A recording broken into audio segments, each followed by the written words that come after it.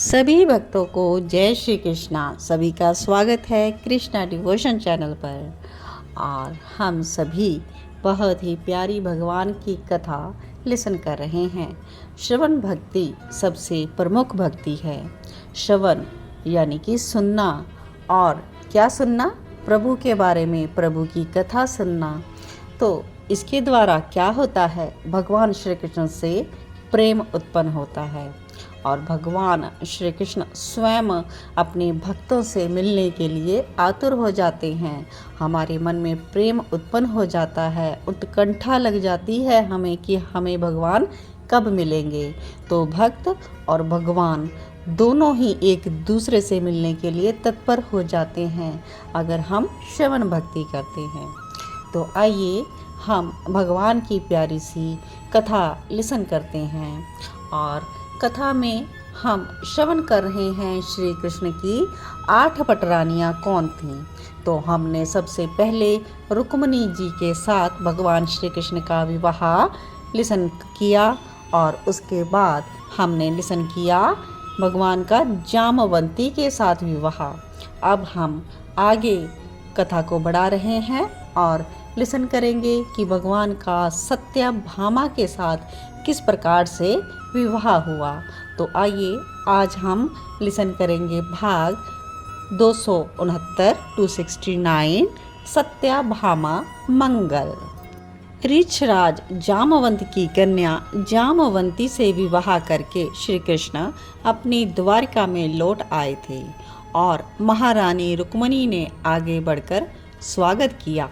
महल में स्वयं ले गई रुक्मिणी जामवंती को। पर श्री कृष्ण अब पहुँचे हैं सीधे सुधर्मा सभा में और अपने सैनिकों को आदेश दिया कि सत्राजित को शीघ्र सभा में बुलाया जाए। तो सैनिक गए हैं सत्राजित को लाने, क्योंकि भगवान गए थे वन में सत्राजित की जो मणि खो गई थी उसको ढूंढने। तो मणि उनको प्राप्त हो गई है, तो अब वो लौटाना चाहते हैं, इसीलिए सत्राजित को बुलाने के लिए भेजा। तो समस्त सभासदों और महाराज उग्रसेन के सामने श्री कृष्ण ने सत्राजित को वो मणि दे दी। ये रही समंतक मणि। लेकिन सत्राजित सिर झुकाकर खड़ा रहा।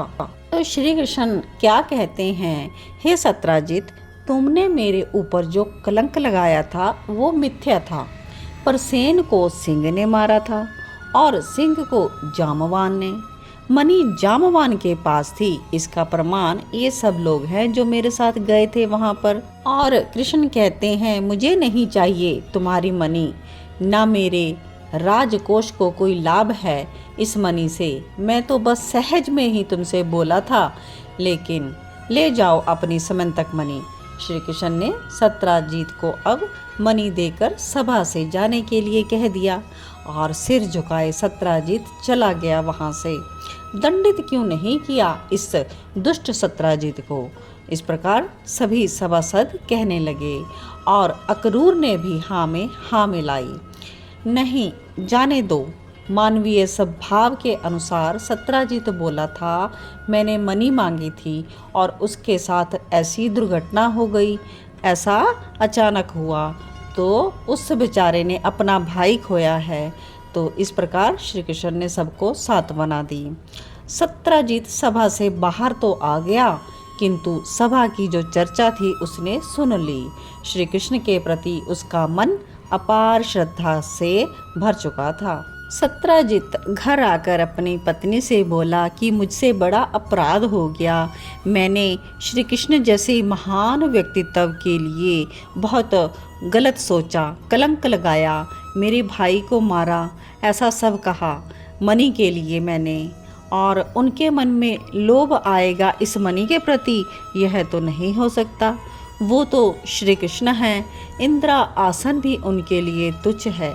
सत्राजित अपना सब कुछ बात पत्नी से बोल रहा था, पर मुझसे अपराध हो गया। उसी अपराध के कारण मेरा भाई भी काल का ग्रास बन गया। मैंने श्री कृष्ण के ऊपर कलंक लगाया। सत्राजित के आंखों से अब तो जल भी गिरने लगा।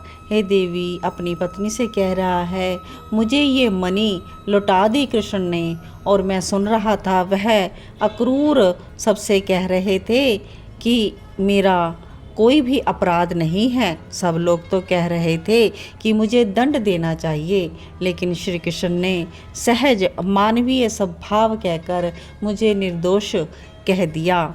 और मैं सत्यजीत कैसा गलत हूँ और मुझे बहुत ही ग्लानि हो रही है। देवी, अब मैं क्या करूँ? क्या तुम मेरा साथ दोगी? हाँ हाँ, कहिए, उसकी पत्नी ने कहा। राजा सत्यजीत कहते हैं कि ये समंतक मणि मेरे लिए अब बोझ है। मैं श्री कृष्ण को ही इसे सौंपना चाहता हूँ, किंतु देवी, अपनी लाडली सत्यभामा का हाथ हम श्री कृष्ण के हाथों में अगर दे दें तो? सत्यजीत की पत्नी कहती, ये क्या स्वीकार करेंगे? वो क्यों नहीं करेंगे? भक्त की प्रार्थना भगवान को सुननी ही पड़ती है। गदगद हो उठा सत्यजीत, हमारे जमाता बनेंगे द्वारकाधीश। मेरी पुत्री उनकी अर्धांगिनी बनेगी। तभी सामने देखा सत्यजीत ने तो सत्यभामा भी वहीं खड़ी शर्मा रही है। सत्यजीत ने देखा और पत्नी ने कहा कि पुत्री की भाव भंगिमा से समझ जाना चाहिए, और विश्व की ऐसी कौन कन्या होगी जो श्री कृष्ण को पति के रूप में नहीं चाहेगी। अब तो सत्यजीत आनंद से उछल पड़े और सैनिकों के हाथ संदेशा पहुंचा दिया और स्वयं भी पहुंच गए। सैनिक कहते हैं, हे द्वारकाधीश, आपसे मिलने के लिए सत्यजीत सपरिवार आए हैं। यहाँ क्यों? सभा में बुलवाओ। महल में मैं किसी से क्यों मिलूं? श्री कृष्ण ने अपने द्वारपाल से कहा। द्वारपाल जाने लगा तो श्री कृष्ण ने रोका, रुको, भेजो उन्हें, देखते हैं क्या बात है। सत्यजीत ने जैसे ही महल में प्रवेश किया, साष्टांग धरती में लेट गया। ये सब क्या है और यहाँ क्यों आए हो आप? श्री कृष्ण ने सत्यजीत से पूछा। हे द्वारकाधीश, एक विनती है। हाँ बोलो। ये मेरी पुत्री है सत्यभामा, आप इसको अपने बाएं भाग में आसन दें। क्या? श्री कृष्ण चौंक गए सत्यजीत की बात सुनकर।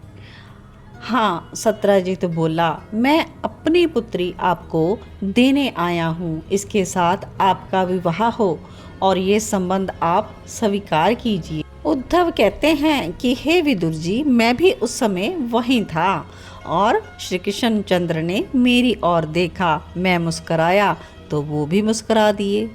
इसका मतलब उन्होंने हाँ कर दी। तभी शहनाइयाँ बज उठीं, पुष्प बरसने लगे थे नभ से। सत्यजीत ने कहा, ये कन्या के साथ समंतक मणि भी आपको दे रहा हूँ। श्री कृष्ण ने बड़ी नम्रता से कहा कि कन्या तो स्वीकार है, पर ये मणि नहीं, आप ही रखिए इस मणि को। ये कहते हुए श्री कृष्ण ने सत्यभामा की ओर देखा। वो तो बड़ी प्रसन्नता से भरी हुई थी। उद्धव ने भी व्यंग्य में कह दिया श्री कृष्ण से, ये तीसरी है। और द्वारकाधीश हंसे। अब देखते जाओ उद्धव, कितनी और होती हैं। तो उद्धव यह सब प्रसंग विदुर जी के सामने सुना रहे हैं और विदुर जी को भी बहुत हंसी लग रही है। तो इस प्रकार भगवान श्री कृष्ण का सत्यभामा के साथ विवाह हुआ। तो मणि का कलंक उतर गया और सत्यभामा के साथ विवाह भगवान श्री कृष्ण को करना पड़ा। तो आशा करती हूँ आप सभी को बहुत ही सुंदर लगी होगी भगवान की कथा।